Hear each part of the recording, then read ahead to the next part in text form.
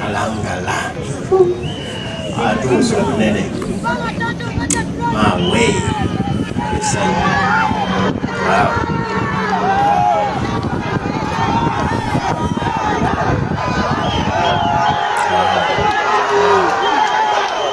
Kachanga mwana kachanga. Welcome.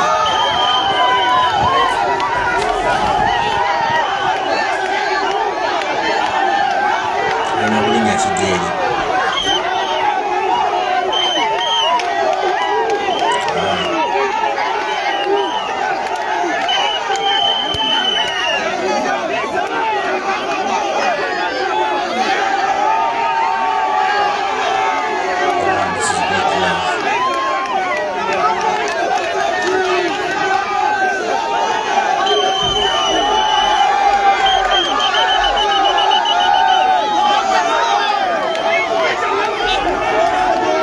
Olunaku lwa leero kikomyewo Kalangala Nateera ebyagwawo emyaka 5 emabega. Mwabimanya bulungi nnyo embeera nga bwe yali naddala ey'okukwata abantu abasoba mu 2 lwe twali tujja Kalangala ne basibibwa n'emyezi egyakunukkiriza 7 nga balangibwa emisango egy'enjawulo. N'olunaku olwa leero omukulembeze His Excellency Robert Kyagulanyi Ssentamu agamba nkomyewo buto.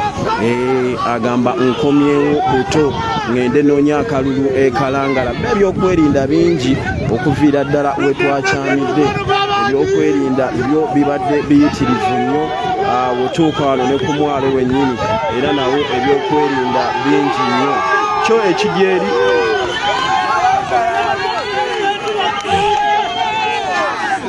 oli ku Ghetto TV erinnya Buganda Ronald Mugenyi okuweereza Nateera.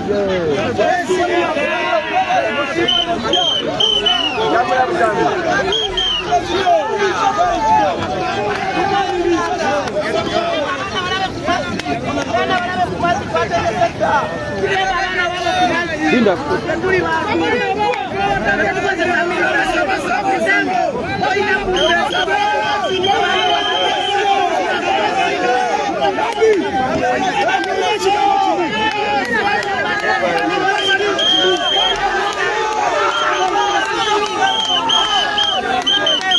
Kalangala tuze omukulembeze azze.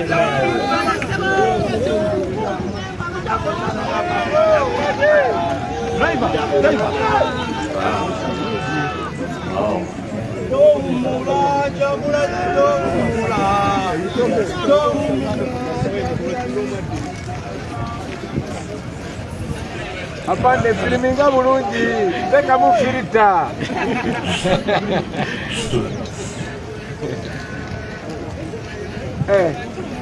Lero nga muli batono tewali migo.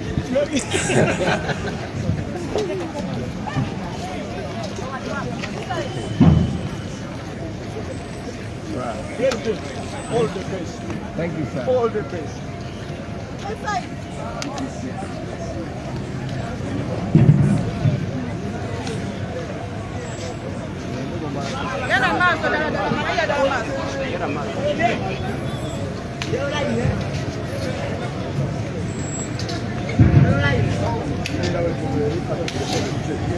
Wow. This is beautiful. I'm going to cover that. So I'm going to do in a space here. I'm going to do space here. Why don't see?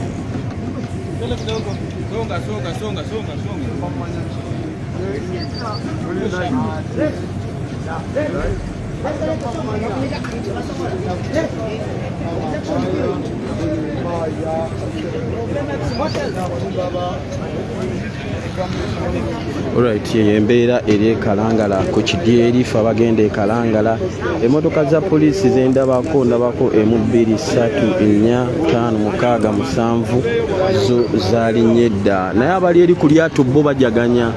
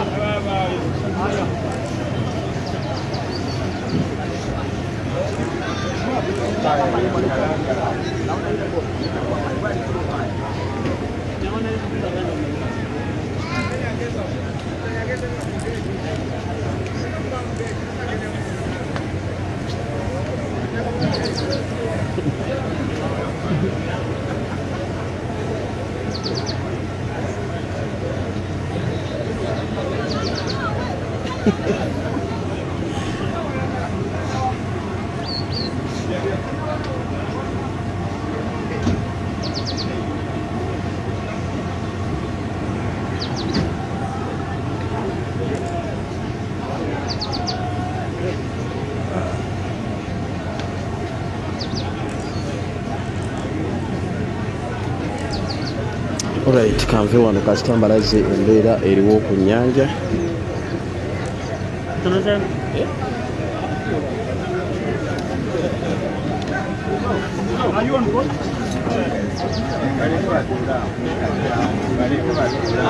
This is enough, right?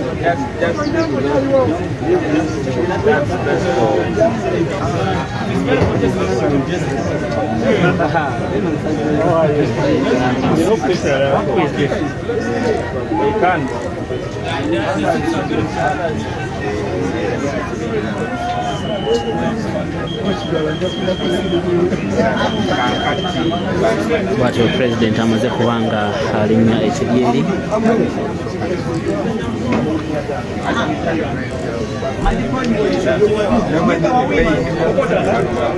babukakata yereka Kalangala. Here, the other side. I need two people. Soldiers. I need two soldiers. Okay. Manye majanga. Na wakati kule wanazunguka hivi sawa. Ngoja wachunge pale. Na wakati kule wanaangalia sasa. Muone huyo.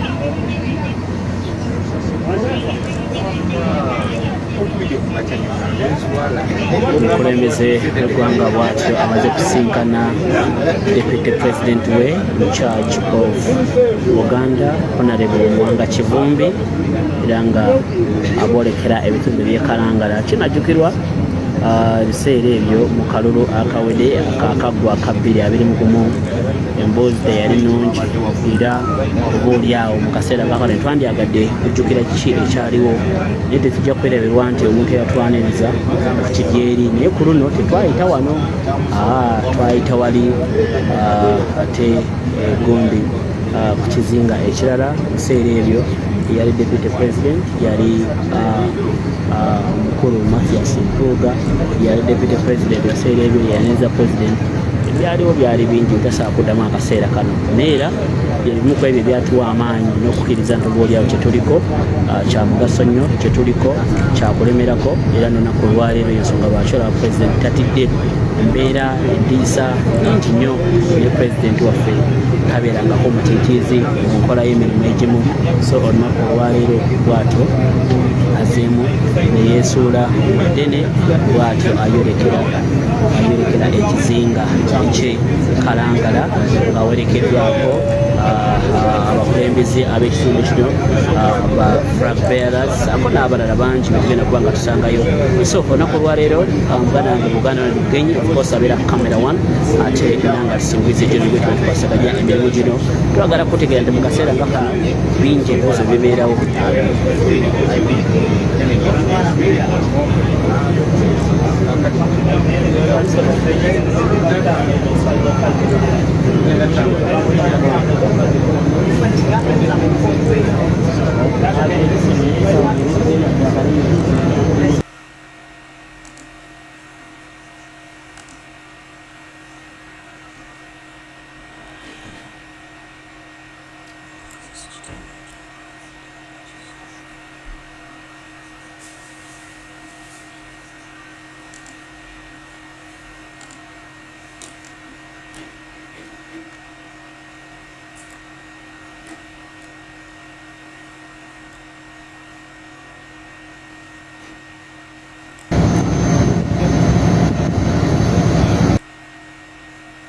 Atambula bulungi agende mu bitundu ebya you know, have been in London enjoying like any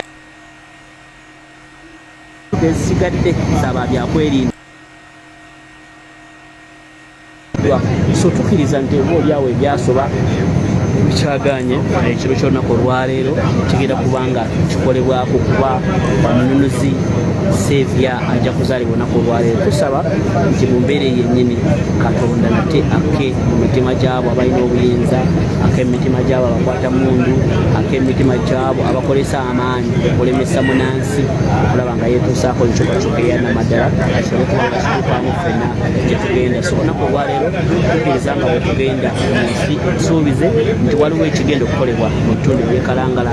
Emitima gy'abantu egisinga gibeewanise giri waggulu, emitima gy'abantu egisinga beeraliikiridde, naye pulezidenti waffe talina kyalowooza nekimu okujjako okununula ensi eno.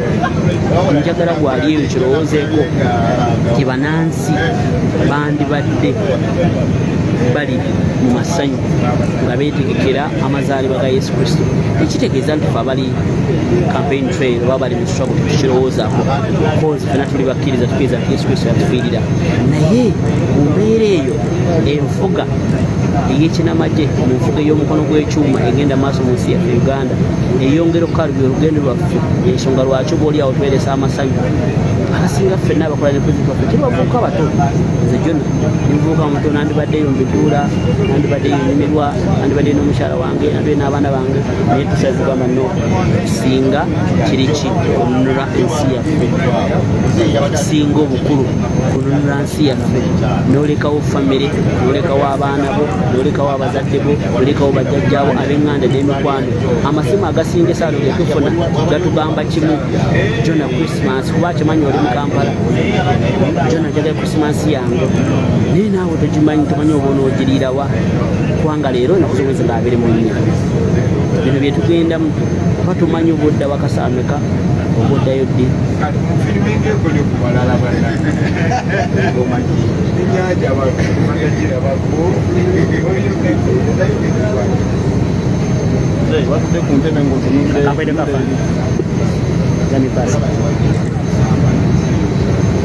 Fande kakwita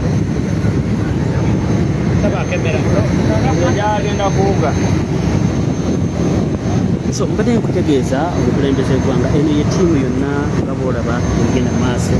Of course ekigenzo kiriko ffekka nga boolaba ku lw'omukwano abantu gwe balina eri pulezidenti, naye ab'ebyokwerinda bana Uganda bakola kye baagala bajja ku buli omu, era nga boolaba nti embeera eno eri ku mazzi kuno yanjawulomu. Era bw'otunula emmotoka eziriko ojja kubalamu mbale kuliko eya pulezidenti, kuliko ambulance, kuliko ey'abamawulire. Emmotoka ezisigadde zaaba byakwerinda. Sayidi eri ogiraba bapoliisi bokka n'amagye, sayidi eno twegedde watudde n'ab'ebyokwerinda bye aba isi sako n'abalala, naye okusinga ekidyeri kiriko aba security.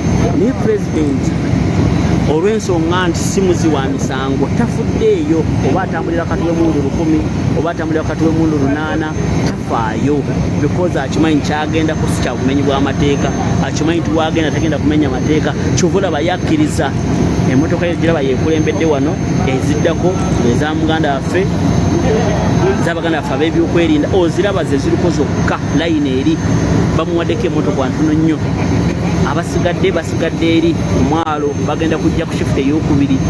So embeera eyo nti pulezidenti waffe akimanyi nti kyaliko si kintu kibi, si kintu kyamenyi bw'amateeka, si kintu kyakubanga kiyisamu abantu amaaso, wabula ali ku mulanga gumu gwakutuusa eggwanga lyaffe Uganda. So nga mbatemera mu lugendo olunaku olwaleero wabadde okutisakisibwa kungi okuva lwe yajja mu Buganda wano mumanyi ebigenda mu maaso.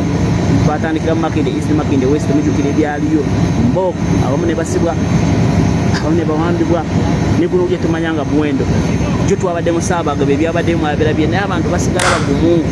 Twabadde Entebbe, nsobola kukozesa ekigambo ky'Olunyankole kigamba nti kyalenga, kyayitiridde. So erinzooba bantu biitu batata banyakwenkuliitwe bashenkuliitwe mutwegwiteho tugende tuhereze ihanga lyitu. Omusigazi muto president wiitu ali mu myaka y'ekisigazi, buli mwebembezi weena lyaha omyaka eyizire emyaka 40 na president niyarumu akiri omusigazi muto, day by day is not scared, he's having a lot of money. He would have been there enjoying, but because he have his country at heart, he decided to sacrifice himself on such activities. He would have been on the boards enjoying, he would have been in London enjoying, like any other man who is having money, like any other young boy who is having money, like any other young star. He is among the best performers. He is among the best Afrobeat artists in Uganda, East Africa and Africa, if not in the world. He is among the most loved artists. Naye ebyo byonna bisabbali nakkiriza nti ebyo tebirina makulu okujjako okuweereza ensi ye.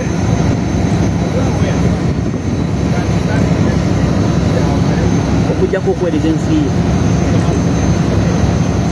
Ensonga lwaki asalawo naga nti no, nze n'ensi yange, nze n'abaana bange, nze nganze kangende mpereza ensi yange. So twagala kwebaza mwenna abatugoberera emitala w'amayanja, baganda baffe abali mu diaspora ng'ate muli banjawulo nnyo, temukoma kugoberera, muteekamu n'okuteekamu sponsoring abaana baffe bafoot soldiers, abasawo, media zino, platform yonna gy'olabirako so long as ekuwa ensonga z'enkyukakyuka awatali kwekubiira, ne mutukubiriza ne mutuwabula gwe mukwano guffe ne gwe tunoonya. So olunaku olwaleero tusaba Katonda ateekewo ekyenjawulo era tukkiriza kigenda kukolebwa. Pulezidenti waffe atuwadde obuvumu nti abasirikale bano bwe babalabanga ng'odduka, nsobola kukakasa nze mu kika kyaffe tetulinayo musirikale n'omu. Zino emmundu zonna bw'otunula erikira ekifaananyi, baganda baffe abo bakutte emmundu. Ebiseera ebisinga babeerawo embeera etuuseewo, abamu bavaawo n'ebisago, abamu battibwa nga tulaba, naye ffe tetutya, sinti tuli b'amaanyi, sinti tulina emmundu, sinti tuli baganda baabwe, sinti ki, naye because obuvumu n'amaanyi n'essuubi lye tulina mu nsi yaffe, tukkiriza nti ffene bwe tuba tetuliiwo, naye ensi eno kasiteetereera kusobola kukyenta ffenna nga tweyagalira mu nsi yaffe. Bye tukola tetubikolera ffe, bye tukola tubikolera baana baffe, tubikolera bazzukulu baffe, tubikolera abalibeerawo ne bazzukuluza bonna. Because nkimanyi nti Uganda bw'etereera Johnson ajja kuba bulungi, Uganda bw'etereera Shalom ajja kuba bulungi, Uganda bw'etereera Shalom ajja kuba bulungi, Kyagulanyi ajja kuba bulungi, n'abaana baffe bonna. So tusaba baganda baffe, tusabire ensi yaffe, tusabire president, tusabire ttiimu ye, omuntu tumusabire asobole okuba n'amaanyi, because bantu bangi tubalabyeko nga batendewalirwa. Tumusaba Katonda waffe omulungi, abantu bano, ttiimu eno, omukulembeze waffe omuwa amaanyi n'obusobozi. Tulabyeko abakulembeze baffe bangi nga baseerera mu bigambo byabwe. So bwe tuba tusaba nti Yesu Omunazaalensi ng'agenda kuzaalibwa, azaalibwe mu family ya NUP, azaalibwe mu family ya People Power, azaalibwe mu family ya President of His Excellency Robert Kyagulanyi Ssentamu, azaalibwe mu mbeera yonna. Nkimanyi tuba tutambuza olugendo luno, abatatwagaliza kusomoka ebintu nga bino be bangi, nga mwotadde ne gavumenti yennyini, kuba teri munnamagye, teri mugagga, teri mubbi ayagala kulaba Kyagulanyi nga mulamu oba ayagala tiimu ekulanga namu. So buli kye tukola kyonna tusaba Katonda nti gwe kennyini gwe twesibako kuba gwotumanyi gwotutegeera, abasigadde bonna tebatwagala. So mu kaseera nga kano tusaba Katonda ng'oli kusaidia ffe tukiriza nti kimu kisoboka, era twongera okweyama okwongera okutendereza n'okusinza n'okumanya nti ffe tetuli banjawulo okujjako nga gwooli.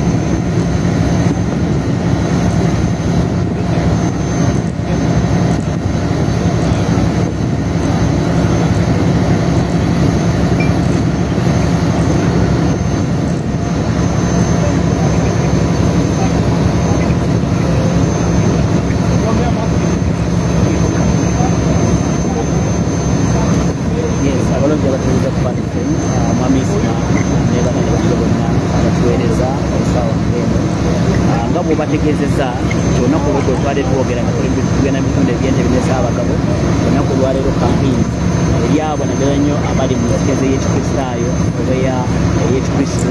Olunaku olwaleero abantu bandibadde mu maka gaabwe oboolyawo beteekera bikutuko ebimalako omwaka n'ebirala bingi, naye olw'ensonga z'ebyobufuzi n'ensonga z'enteekateeka z'akakiiko ebyokulonda ebigenda maaso kukamala mu Uganda obalayo kaseera buseera tuuke mu kulonda. Olunaku olwaleero Excellency Robert Kyagulanyi Ssentamu pulezidenti w'ekibiina ky'NUP nga yabakwatidde bbendera ku bakandidesi 8.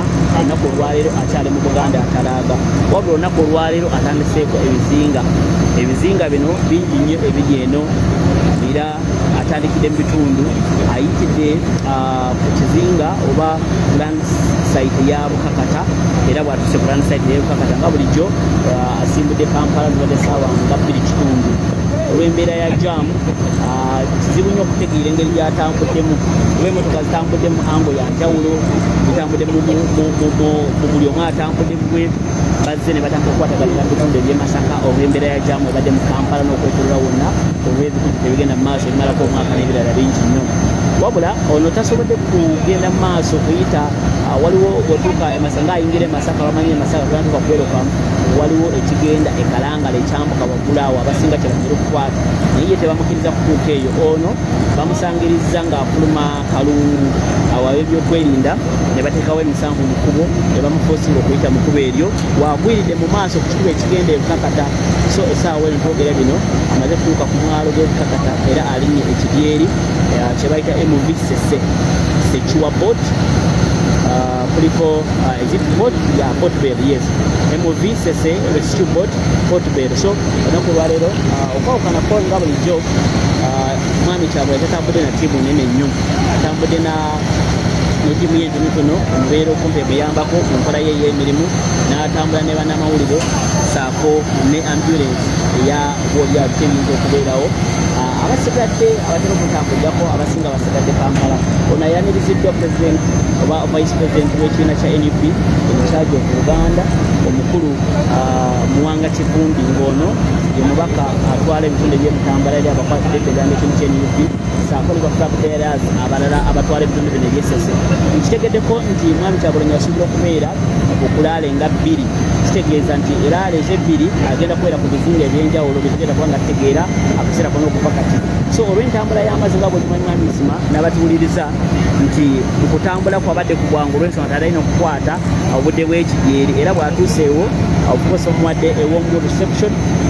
Simanyi akanyiza nayo y'okwerinda ne basooka ne bateekako ttiimu ye yonna nga bw'atambula, newankubadde abamu basigadde mabega, naye at least a half oba like 70% of his team bagiwadde first priority okulaba nti atambula bulungi agende mu bitundu ebyekalangala.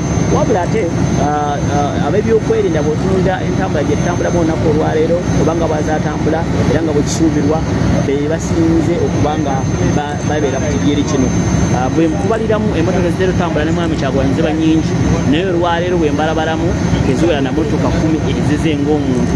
bwenjogera ezizitegeera zatuulamu wabula ntegeeza eyiye ez'ebyokwerinda nga omuli ya ICM ez'amawulire eziriŋŋanya ne ambulance obwo balabalamu ziringa emotoka nga 7 ekyo kyongera okutegeeza embeera egenda maaso ezisinga bazisazeeko eri ebukakata zigenda kugira mu shift eyokubiri so kati ezisigadde zonna kuliko kabangaliza police zendabako kuliko ne kabangala emu ey'amagye saako n'emmotoka eza bulijjo zitategeereka bulungi okulaba nti naye nga zonna ziri mu bbanja kwerinda era bw'otunuulira sayidi ne sayidi gakuba nti omulungi alikuba lefemusakola kifaananyi kino naye ekigero okusinga kijuddeko ab'ebyokwerinda abapoliisi abali mu ngoye eza blue oba amadowadowa eyo saako n'ab'ebyokwerinda ab'amagye saako n'abakakiiko k'ebikola be bamukwasa so olunaku olwaleero mwami Isima tetusobola kwerabira ebyaliwo e Kalangala mu mwezi gwe gumu ennaku z'omwezi zino zaali 3 omwezi ogwa Desemba omwaka 2020 byali bingi naye tulowooza nti oba oli awo nti obutaddanyo emabega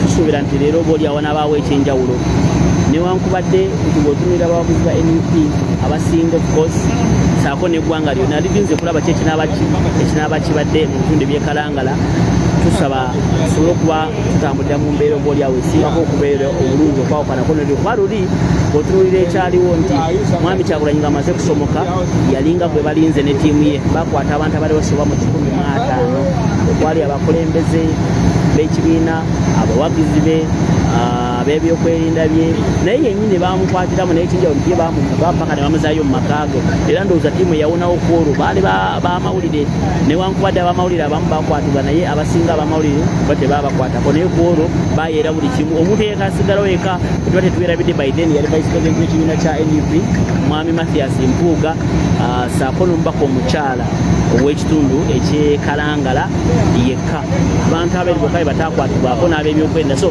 mu mbeera eyo tetusobola kwerabira ebifaananyi ebyo tulinze tulabe ki ekigenda okubeera e Kalangala oluno mbeera ki eneebeerayo because era sitira ojjukira nti n'entambula naye yali bweti nti kiri erikiddeko ab'ebyokwerinda kiddeko emmotoka z'ebyokwerinda naye batusabe oba oli awo ku luno ab'ebyokwerinda bakwataganye bulungi n'abakulembeze abatwala ebitundu eby'e Kalangala saako n'obukulembeze bw'ekibiina obusembayo asobole okugenda mu maaso n'enteekateeka ze ez'okulwenja akalulu aka 2026 akamutwala mu ntebe enteekateeka ye nga bweri olunaku olwadde bw'amala e Kalangala olunaku olw'enkya agenda kuwummulamu ate olunaku olujja kubeera lwakutaano bwe mbaseera bite ajja kuba akomawo era ku bizinga agenda mu bitundu ebyebuvuma so ate bw'abeevuma agende mu maaso ayingire mu bitundu ebirala bingi so mwami Isima n'abatuliza ku Radio Mpal embeera eyo egenda mu maaso mu bitundu ebyesase wano tetumanyi kaseera kyakabulayo okubanga tutuuka ku nkomerero naye bwe ntunula mu maaso eno ndaba nti oba oli awo anaatera okusemberera so yembeera eyo mwami Isima n'ababisinga bajja kuba ntutegeeza bulungi sebo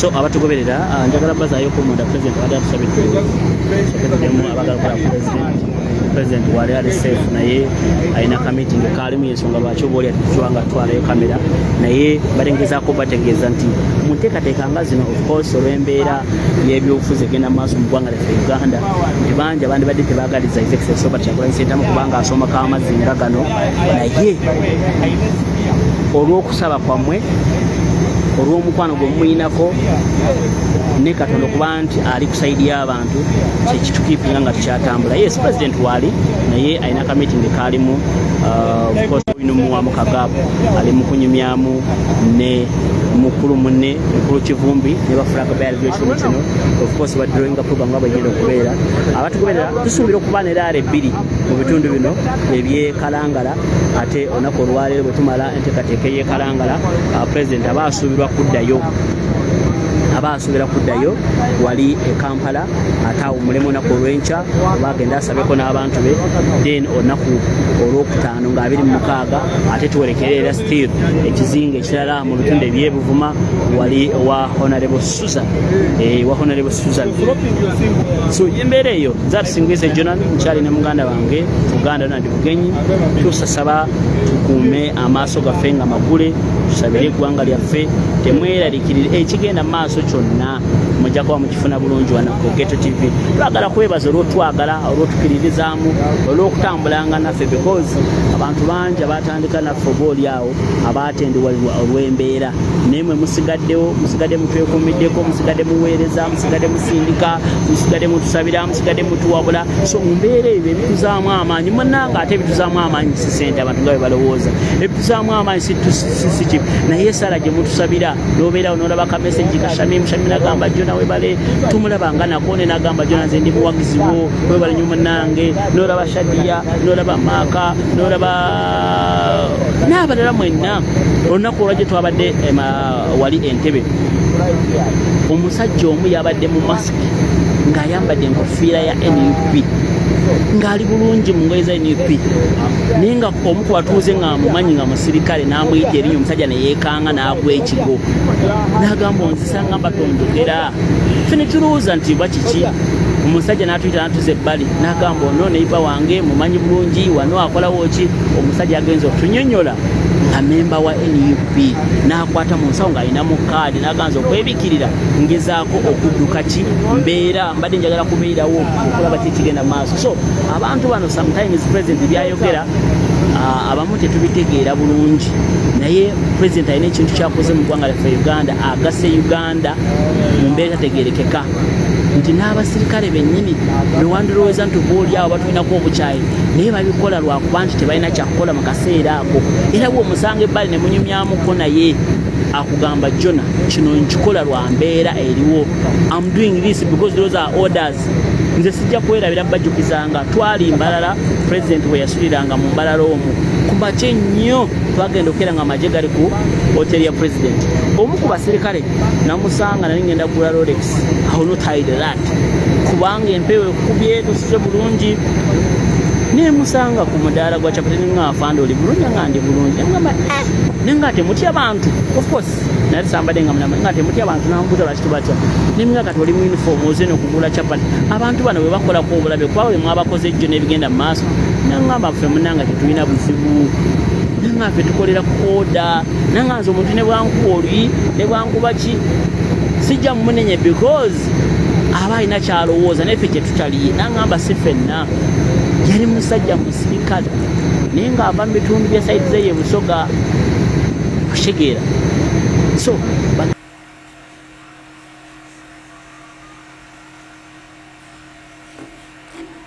Uganda baffe tutegeere omulamwa gwa president era tumwebaze era nze buli wenfukamira okusaba nsabira president asigalenga mugumu asigalenga mugumu asigalenga mukakamu asigalenga Katonda kyamuwa okwolesebwa okukumanya nti ensi eno yeetaaga okubeera wamu nti Buganda yona ndi bugenyi omuganda yasinkana Lusinguzi Jona mu 2017 kyatugatta mulimu ne tusinkana Ashraf Kasirye omwana aveeyo mu bitundu by'Ebusoga etusinkana muganda waffe Kalema aba mu bitundu byeyo n'abalala bangi naye tukyatambula wamu singa twatunulira amawanga tetwanditambulidde wamu bakama baffe bangi betukolagana nabo nga tetuva mu kaliba y'emu so twagala kwebaza president olw'okugatta eggwanga n'okutuwa amaanyi n'okukkiriza nti ffenna tutambulira wamu wa umbrella so baganda baffe nga 15 omwezi ogujja 2026 solution eriemu yokka kwejjako ekikwa kya gavumenti ekiremeddeko emyaka 4